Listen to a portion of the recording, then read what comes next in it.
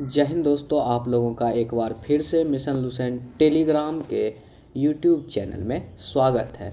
आज हम लोग एडुटेरिया का प्रैक्टिस सेट नंबर 37 के प्रश्न को देखेंगे, तो वीडियो के अंत तक आप बने रहिएगा। इस सेट के सभी प्रश्न परीक्षा के दृष्टिकोण से काफ़ी महत्वपूर्ण है। चलिए आज का पहला प्रश्न को हम लोग देखते हैं। पहला प्रश्न में कह रहा है, वैदिक काल के निम्नलिखित देवी देवता से उनके संबंधित शीर्षकों का मिलान कीजिए। तो चलिए हम लोग स्टार्ट करते हैं। आश्विन पहले दिया हुआ है, तो आश्विन को बीमारी को दूर करने वाले देवता के रूप में जानते थे, और उषा जो है इसे प्रातः की देवी के रूप में जानते थे। वहीं आर्यनी को वन की देवी के रूप में जानते हैं, और मारुत जो है इसे चक्रवात के देवता के रूप में जानते हैं। तो आपका आंसर हो जाएगा 4, 3, 2, 1, ऑप्शन नंबर बी। चलिए प्रश्न संख्या 2 को हम लोग देखते हैं। प्रश्न संख्या 2 में है, मृन पट्टिका पर उत्कीर्ण सिंहयुक्त देवता की कीर्ति कहाँ से प्राप्त हुई? तो मृन पट्टिका पर उत्कीर्ण सिंहयुक्त देवता की जो कीर्ति प्राप्त हुई है, यह कालीबंगा से प्राप्त हुई है। Option number D. कालीबंगा की यदि बात करें तो यहाँ से जूते हुए खेत के साक्ष्य भी प्राप्त हुए हैं। इसके अलावा यहाँ से नक्काशीदार ईंट का प्रयोग भी प्राप्त हुआ है। इसको याद रखिएगा, नक्काशीदार ईंट का प्रयोग भी यहाँ से प्राप्त हुए हैं। और इनके अलावा यदि बात करें सुरकोटदा, ये भी प्रश्न पूछा जा चुका है, ये कहाँ स्थित है? तो ये जो है फ्रेंड, ये गुजरात में स्थित है। इसको आप लोग याद रखिएगा, गुजरात में। और लोथल, तो आप लोग को लोथल के बारे में पता ही है, इसे बताने की तो आवश्यकता नहीं होनी चाहिए। इनके अलावा बनवाली यदि नदी की बात करें तो ये रंगोई नदी के किनारे बसा हुआ है। और कालीबंगा किस नदी के किनारे है? तो कालीबंगा जो है फ्रेंड, ये घग्गर नदी के किनारे बसा हुआ है। इसको याद रखिएगा, घग्गर नदी के किनारे बसा हुआ है। और लोथल भी आप लोग इसका कमेंट बॉक्स में आंसर कर दीजिएगा, ये किस नदी के किनारे बसा हुआ है। चलिए प्रश्न संख्या 3 को हम लोग देखते हैं। निम्नलिखित में से किसने सोमपुर महाविहार का निर्माण करवाया था? तो सोमपुर महाविहार का निर्माण धर्मपाल के द्वारा करवाए गए थे। धर्मपाल के द्वारा करवाए गए थे, इसे याद रखिएगा। और धर्मपाल के द्वारा ही विक्रमशिला विश्वविद्यालय का भी स्थापना करवाया गया था। विक्रमशिला यूनिवर्सिटी की स्थापना कौन किए हैं? तो धर्मपाल। और धर्मपाल को उत्तरापथ का स्वामी भी कहा जाता है, और उत्तरापथ के स्वामी की उपाधि इसे कौन दिए थे? तो याद रखिएगा, इस नाम को सोढल के द्वारा जो है ना, इसे उत्तरापथ का स्वामी का नाम दिया गया था। ये कहाँ से संबंधित थे? तो ये गुजरात के कवि थे, ये गुजरात के कवि थे सोढल। ठीक है, आगे बढ़ते हैं। अगला क्वेश्चन है, मौर्य काल में प्रणय किस प्रकार का कर था? तो मौर्य काल में प्रणय जो है यह एक आपातकालीन कर था। आपातकालीन कर था, इसे याद रखिएगा।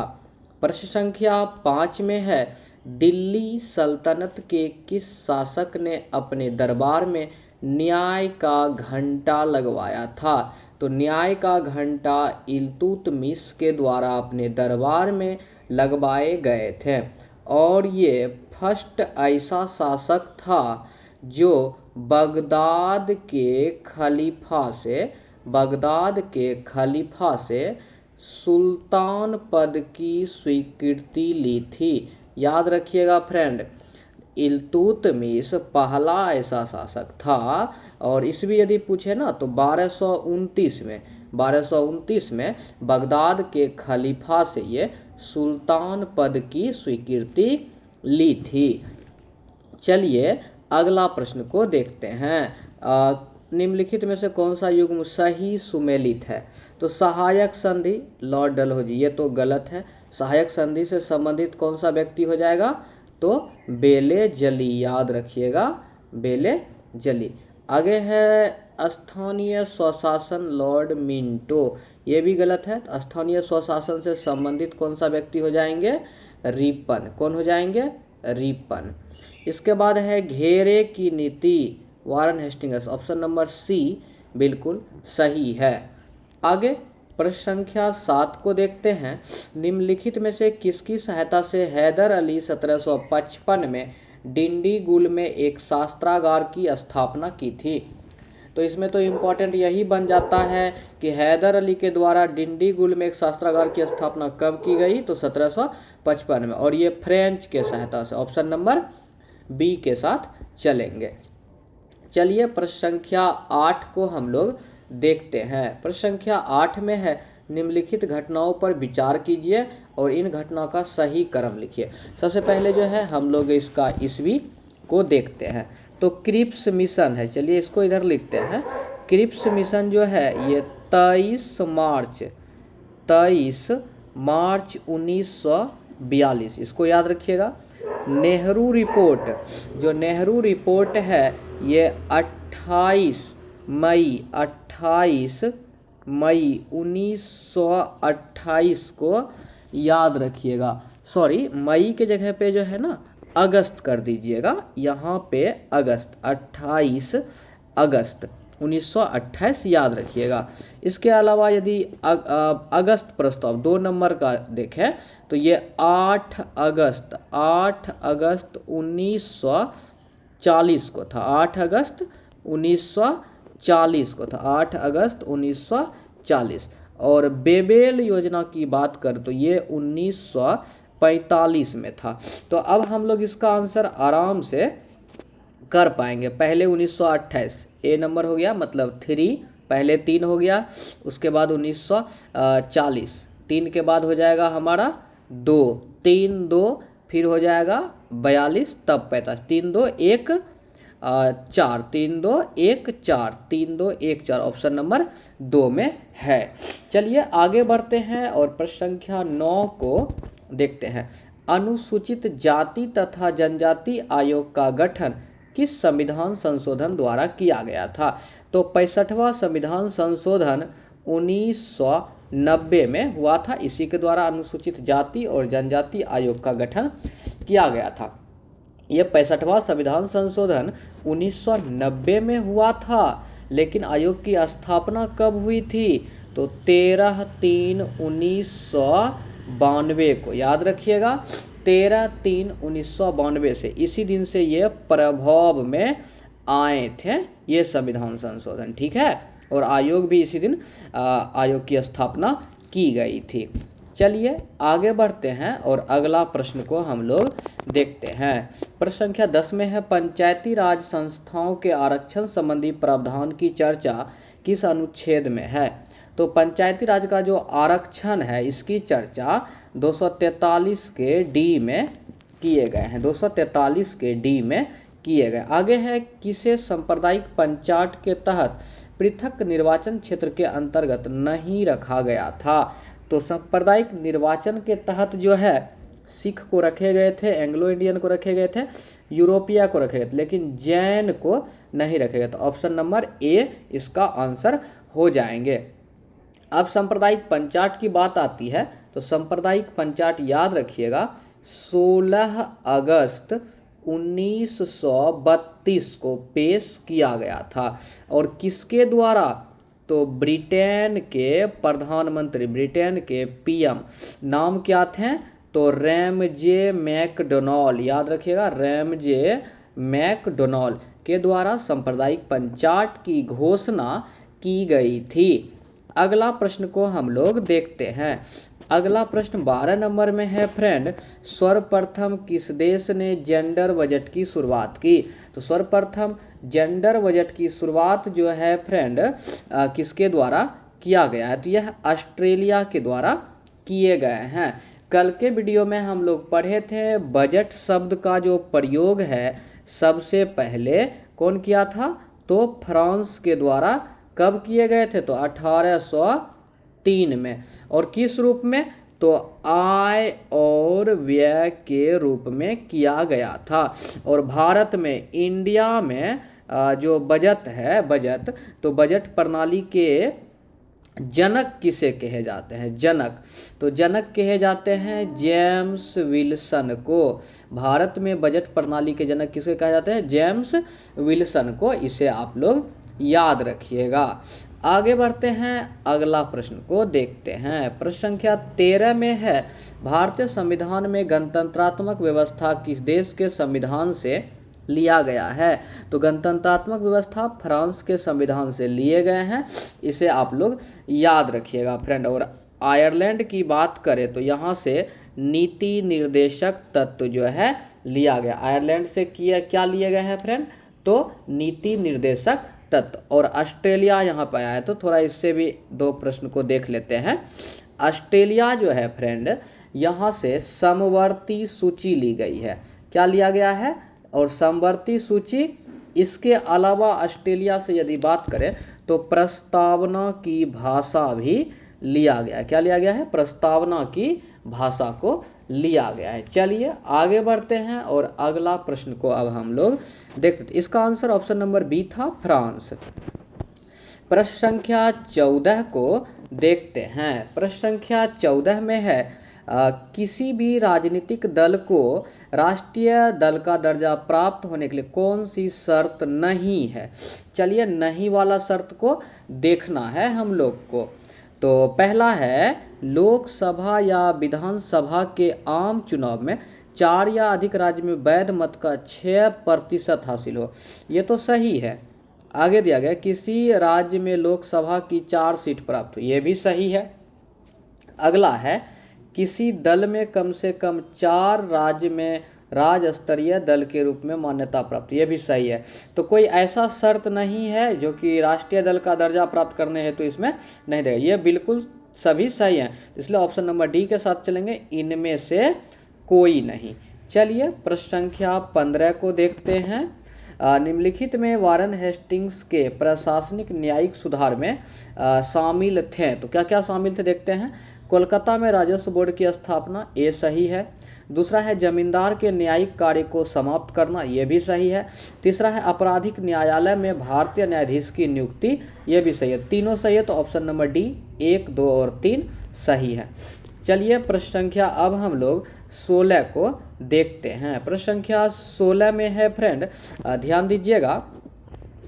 प्रश्न संख्या 16 में है, भारत के संविधान निर्माता के लिए न्यायिक पुनरावलोकन के सिद्धांत को अपनाना किस कारण आवश्यक हो गया? तो भारत के संविधान निर्माता के लिए जो है न्यायिक पुनरावलोकन के सिद्धांत को अपनाना इसलिए आवश्यक हो जाता है क्योंकि ऑप्शन नंबर सी में लिखा हुआ है, संघीय व्यवस्था अपनाने के कारण। संघीय व्यवस्था अपनाने के कारण। अगला है, निम्नलिखित में उष्णकटिबंधीय वर्षा वन बायोम की विशेषता है। तो उष्णकटिबंधीय वर्षा वन बायोम की क्या क्या विशेषता है? पहले तो बहुत अधिक वर्षा होनी चाहिए, उच्च तापमान होनी चाहिए, बिल्कुल सही है। वहाँ के जो मिट्टी होते हैं उसमें पोषक तत्व भी की कमी हो जाती है, ये भी सही है। और प्रजाति की समृद्ध स्तर उच्च हो जाता है, ये भी सही है। तो ऑप्शन नंबर डी के साथ चलेंगे। आगे बढ़ते हैं, प्रश्न संख्या 18 को देखेंगे। प्रश्न संख्या 18 है, निम्न में से कौन सी महासागरीय धारा अटलांटिक महासागर की नहीं है? फ्रेंड हम बार बार बोल रहे हैं, मैंने एक वीडियो अपलोड किया है जलधारा का, वो जा करके आप अवश्य देखिए, क्योंकि आप देख रहे हैं कि हर सेट में महासागरीय धारा से एक प्रश्न देखने को मिल रहा है, जो कि एग्जाम के लिए काफ़ी हेल्पफुल होगा। तो अटलांटिक महासागर की धारा कौन नहीं है? तो पेरू की धारा नहीं है। पेरू की धारा नहीं, ऑप्शन नंबर बी। ये कहाँ का है? तो ये प्रशांत महासागर के धारा हैं, याद रखिएगा।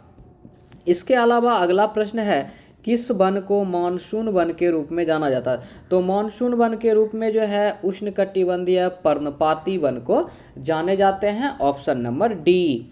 आगे है, भारत के निम्न में से किस पड़ोसी देश का क्षेत्रफल सबसे कम है, तो सबसे कम जो है भूटान का है, ऑप्शन नंबर बी याद रखिएगा। लेकिन यहाँ से कुछ इंपॉर्टेंट प्रश्न बनते हैं। भारत भूटान के साथ कितना सीमा साझा करता है, तो 699 किलोमीटर। नेपाल के साथ 1751, सभी किलोमीटर में होगा, याद रखिएगा। म्यांमार के साथ, तो म्यांमार के साथ 1643 किलोमीटर। पाकिस्तान के साथ 3323 किलोमीटर। और सबसे बड़ा सीमा बांग्लादेश के साथ लगाता है 4096.7 किलोमीटर, याद रखिएगा। और सबसे छोटा पूछ दे तो सबसे छोटा हो जाएगा फ्रेंड अफगानिस्तान के साथ, सबसे छोटा अफगानिस्तान के साथ 106 किलोमीटर, इसे भी आप लोग याद रखिएगा। चलिए आगे बढ़ते हैं, अगला प्रश्न को देखते हैं। अगला प्रश्न है फ्रेंड, मोंगियापत्तन किस देश में स्थित है? मोस्ट इम्पॉर्टेंट प्रश्न है, अभी करंट अफेयर में भी ये चर्चा में बना हुआ है। तो मोंगियापत्तन बांग्लादेश में स्थित, क्योंकि इसका जो अधिग्रहण है ना अब इंडिया को मिल गया, इसलिए ये चर्चा में है, इसे याद रखिएगा।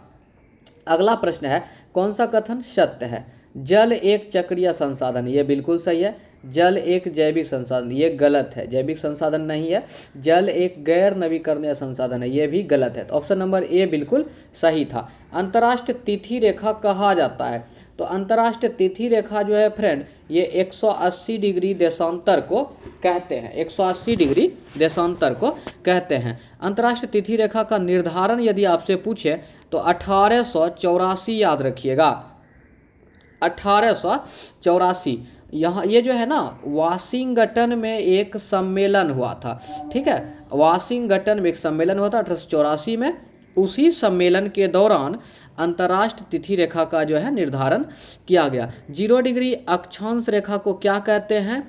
विषुवत रेखा कहते हैं, विषुवत रेखा कहते हैं, भूमध्य रेखा कहते हैं और इक्वेटर कहते हैं। जो 0 डिग्री देशांतर रेखा है प्रधान मध्याह्न रेखा कहते हैं। 0 डिग्री देशांतर को प्रधान मध्याह्न रेखा कहते हैं। इसी से समय का निर्धारण भी होता है, याद रखिएगा फ्रेंड। चलिए आगे बढ़ते हैं और अगला प्रश्न को देखते हैं। प्रश्न है, पृथ्वी पर कुल देशांतर रेखा खींची जा सकती है, तो 360 याद रखिएगा। आगे है चक्रवात के बारे में कुछ शब्द दिए हुए हैं और कथन सत्य की पहचान करना है। चक्रवात निम्न वायुदाब के केंद्र होते हैं, ये बिल्कुल सही है। चक्रवात में हवा की दिशा उत्तरी गोलार्ध में घड़ी की अनुकूल होती है, ये गलत है। जो चक्रवात होंगे फ्रेंड, चक्रवात जो होंगे जो उत्तरी गोलार्ध होगा ना उसमें जो चक्रवात की दिशा होगी वो घड़ी के विपरीत दिशा में होगी, एंटी क्लॉकवाइज। और जो चक्रवात होगा उसका हवा का जो दिशा दक्षिणी गोलार्ध में होगा वो क्लॉकवाइज होगा, ऐसे। तो ये हो गया हमारा नॉर्थ का ऊपर उत्तरी गोलार्ध, ये साउथ दक्षिणी गोलार्ध का था। उत्तरी गोलार्ध में एंटी क्लॉक और दक्षिणी गोलार्ध में क्लॉकवाइज, घड़ी की दिशा में। तो इस तरह से बी ऑप्शन गलत था। सी ऑप्शन में है चक्रवात में हवा की दिशा दक्षिणी गोलार्ध में घड़ी के सुई के विपरीत, नहीं, अभी तो हम लोग देख रहे हैं ना घड़ी के सुई की दिशा में है, तो ये भी गलत है। यदि यहाँ से थोड़ा और यदि हम देखें तो ये चक्रवात को काट करके यदि यहाँ पे प्रति चक्रवात लिखें तो बिल्कुल सही हो जाएगा। प्रति चक्रवात में उत्तरी गोलार्ध में जो उसका दिशा होगा घड़ी के सुई की दिशा में, और प्रति चक्रवात में दक्षिणी गोलार्ध में जो दिशा होगा घड़ी के सुई के विपरीत होगा। तो दोनों चीज़ क्लियर हो गया, आप लोग याद रखिएगा। चलिए प्रश्न संख्या हम लोग 26 को अब देखते हैं। प्रश्न संख्या 26 में कुछ बंदरगाह है और राज्य है, हम लोग को मिलान करना। तूतीकोरिन कहाँ है? तो ये तमिलनाडु में है। मंगलोर कहाँ है? कर्नाटक में है। पारादीप कहाँ है? ओडिशा में है। नाहवा सेवा महाराष्ट्र में है। तो इसका आंसर हो गया आपका 3, 2, 1, 4, 3, 2, 1, 4, मतलब CBAD ऑप्शन नंबर सी के साथ चलेंगे। चलिए प्रश्न संख्या 27 को देखते हैं। प्रश्न संख्या 27 में है फ्रेंड, निम्नलिखित में से कौन सा देश एशिया की मुख्य भूमि पर नहीं है? तो एशिया की मुख्य भूमि पर इंडोनेशिया नहीं है, ये नीचे साइड आ जाता है, जो कि एशिया की मुख्य भूमि से अलग हो जाता है। आगे है द कंपनी ऑफ वुमेन। अगर आपके कंपनी में वुमेन काम करती है आपके साथ तो आप ना बहुत खुश रहते हैं। क्या आंसर हो जाएगा? खुशवंत सिंह। क्या आंसर हो जाएगा friend? Khushwant Singh, option number ए याद रखिएगा। आगे है दाचीग्राम राष्ट्रीय उद्यान। दाचीग्राम राष्ट्रीय उद्यान निम्नलिखित में से किससे संबंधित है? तो दाचीग्राम राष्ट्रीय उद्यान जो है फ्रेंड, ये हंगुल या कश्मीरी स्टैग से संबंधित है। और ये हैं कहाँ? तो ये हैं जम्मू एंड कश्मीर में। इसे आप लोग याद रखिएगा। अगला प्रश्न है फ्रेंड, नॉर्मन बोरलॉग को किस क्षेत्र में नोबेल पुरस्कार प्रदान किया गया? तो नॉर्मन बोरलॉग को शांति के क्षेत्र में नोबेल पुरस्कार प्रदान किया गया। कब? तो 1970 में। नॉर्मन बोरलॉग को वर्ल्ड लेवल पे जो है हरित क्रांति के जनक माने जाते हैं। और भारत में हरित क्रांति के लिए किसे जाना जाता है? तो MS स्वामीनाथन को। और स्वामीनाथन को 2024 में भारत रत्न पुरस्कार से सम्मानित किया गया है। इसे भी आप लोग याद रखिएगा। चलिए आगे बढ़ते हैं। अगला प्रश्न है, वैश्विक गांव ग्लोबल विलेज की संकल्पना का विकास आधारित है। तो ये परिवहन और संचार का विकास पे आधारित होगा। परिवहन एवं संचार के विकास पर आधारित होंगे। Option number C. आगे है, ग्रीन पीस इंटरनेशनल का हेडक्वार्टर मुख्यालय कहाँ है? तो एम्स्टर्डम में है। Option number A. प्रश्न संख्या 33 में है, भारत सरकार द्वारा घोषित ABC इंडेक्स। तो ABC इंडेक्स याद रखिएगा, ये स्वास्थ्य से संबंधित है। स्वास्थ्य से संबंधित है। इनके अलावा अगला प्रश्न है, भारत सरकार द्वारा महिला एवं बाल विकास के लिए स्वतंत्र मंत्रालय की स्थापना कब की थी? तो 1985 में। 1985 में याद रखिएगा। प्रश्न संख्या 35 को हम लोग देखते हैं। प्रश्न संख्या 35 में मिलान करने के लिए दिया हुआ है, तो हम लोग जो है ना इस साइड से मिलाते, दोदा बेटा इस साइड से मिलाते। दोदा बेटा कहाँ है? तो ये तमिलनाडु में है। नंदा देवी उत्तराखंड में है। अनाईमुडी केरल में है। सरामती नागालैंड में है। इसमें सभी प्रश्न काफ़ी महत्वपूर्ण है, लेकिन सरामती आप लोग याद रखिएगा, ये नागालैंड में है। इसके अलावा दोदा बेटा और अनाईमुडी का हम लोग ऊंचाई भी याद रखेंगे। दोदा बेटा जो है फ्रेंड, इसकी ऊंचाई 2637 मीटर है और अनाईमुडी 2695 मीटर है। इसे आप लोग याद रखिएगा फ्रेंड, काफ़ी महत्वपूर्ण प्रश्न है। और वहीं यदि अनाईमुडी की बात करें तो ये अनाईमुडी जो साउथ इंडिया है, इसकी सबसे ऊंची चोटी है। और साउथ इंडिया की दूसरी सबसे ऊंची चोटी पूछे तो दोदा बेटा है। वहीं यदि आपसे पूछ दे नीलगिरी की ऊंची चोटी तो दोदा बेटा, ये भी याद रखिएगा। नीलगिरी की ऊंची चोटी दोदा बेटा, साउथ इंडिया की दूसरी ऊंची चोटी दोदा बेटा, और साउथ इंडिया की पहली ऊंची चोटी अनाईमुडी। चलिए इसका आंसर हो जाएगा आपका ऑप्शन नंबर सी, 3 4 2 1। आगे बढ़ते हैं। अगला प्रश्न है फ्रेंड, 16 वन भारत के किस राज्य में पाए जाते हैं? किस क्षेत्र में? तो 16 वन जो है पश्चिमी क्षेत्र में पाए जाते हैं। आगे है, ओजोन तथा सल्फ्यूरिक एसिड किस प्रकार के प्रदूषक के उदाहरण हैं? तो ये क्वेश्चन भी इम्पोर्टेंट है, इसे याद रखिएगा। ये द्वितीयक प्रदूषण के अंतर्गत आएंगे। ओजोन का जो होता है संकेत O3 होता है, और सल्फ्यूरिक अम्ल को फ्रेंड ऑयल ऑफ विट्रियोइल भी बोलते हैं। इसे आप लोग याद रखिएगा। चलिए अगला प्रश्न को हम लोग देखते हैं। अगला प्रश्न है, कोंडिया पक्षी विहार कहाँ स्थित है? तो कोंडिया पक्षी विहार आंध्र प्रदेश में स्थित है। आप लोग याद रखिएगा। पारिस्थितिकी पिरामिड कितने प्रकार के होते हैं? तो पारिस्थितिकी पिरामिड 3 प्रकार के होते हैं। आगे है, इलेक्ट्रोइंसेफेलोग्राम निम्नलिखित में से किसकी निगरानी करते थे? याद रखिएगा, EEG सीधा पूछेगा इसका फुल फॉर्म क्या होता है? तो इलेक्ट्रोइंसेफेलोग्राम। तो EEG का फुल फॉर्म जो ये जो मतलब प्रयोग होता है, ये मस्तिष्क के लिए किया जाता है। वहीं यदि पूछे ECG तो C फॉर कार्डियोथ, इलेक्ट्रोकार्डियोग्राम, ये होता है हृदय के लिए, याद रखिएगा। अगला प्रश्न, प्रश्न संख्या 41 में है, चुंबकीय बल रेखा निम्नलिखित में से किससे निकलती है? तो चुंबकीय बल रेखा चुंबक के उत्तरी ध्रुव से निकलती है। ये मान लीजिए हमारा चुंबक है, ये नॉर्थ है, ये साउथ है, तो ये उत्तरी ध्रुव से निकल करके दक्षिणी ध्रुव में पहुंच जाता है और ये एक दूसरे के समांतर में होते हैं। और पूछता है चुंबकीय बल रेखा दक्षिणी ध्रुव पर किस तरह का वृत्त बनाता है? तो संकेंद्री वृत्त बनाता है, इसे भी याद रखिएगा, संकेंद्री वृत्त बनाता है। चलिए, तो इसका आंसर आपका ऑप्शन नंबर बी था। अगला प्रश्न है नियोप्रीन जो एक संश्लेषित रबर है किससे बनता है? तो ये क्लोरोब्यूटाडाइन से बनते हैं नियोप्रीन, इसे आप लोग याद रखिएगा। अगला प्रश्न 43 नंबर प्रश्न है फ्रेंड, निम्न में सर्वाधिक वैद्युत धनात्मक प्रदर्शित करता है? तो सीजियम याद रखिएगा। कौन संवहनी क्रिप्टोगैमी यानी अपुष्पी पादप है? तो अपुष्पी पादप के अंतर्गत टेरिडोफाइटा आता है, इसे आप लोग याद रखिएगा। वहीं यदि वनस्पति जगत का उभयचर की बात करें, उभयचर की बात, तो ब्रायोफाइटा को कहते हैं, इसे भी आप लोग याद रखिएगा, वनस्पति जगत का उभयचर। अगला प्रश्न है पेयजल में फ्लोराइड की मात्रा अधिक होने के कारण किससे संबंधित रोग होता है? तो हड्डी से संबंधित रोग होते हैं। स्पॉन्जिला किस संघ का है? रेलवे वाले इस प्रश्न को तो याद ही कर लीजिएगा, बहुत बार पूछा जा चुका है। स्पॉन्जिला जो है पोरिफेरा संघ के अंतर्गत आते हैं, स्पॉन्जिला पोरिफेरा संघ के अंतर्गत आते हैं। और ये क्या है? ऑप्शन देगा कवक है, जीव है, तो याद रखिएगा ये एक जीव है। स्पॉन्जिला क्या है?